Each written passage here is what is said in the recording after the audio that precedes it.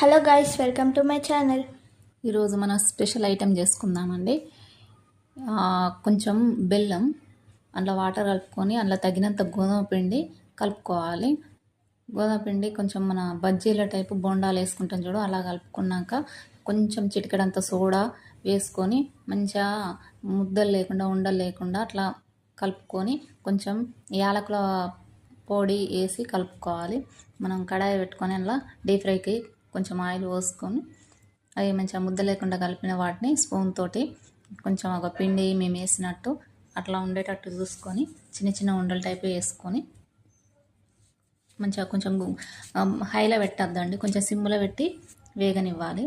అవి golden colour ఇట్లా వచ్చేదాకా చూసుకొని అవి తీసుకొని పక్కకు తీసుకోవాలండి. మళ్ళీ కొంచెం కొంచెం వేసుకోవాలి. ఈ పిల్లలకు బయట కొనియాలి అని కాకుండా ఇంట్లో ఏదో ఇట్లా చిన్న ట్రై చేసుకొని అప్పుడప్పుడు చేసుకోవచ్చండి. చాలా బాగా వచ్చినాయి, టేస్ట్ అయితే బాగున్నాయండి. Like, share, subscribe please.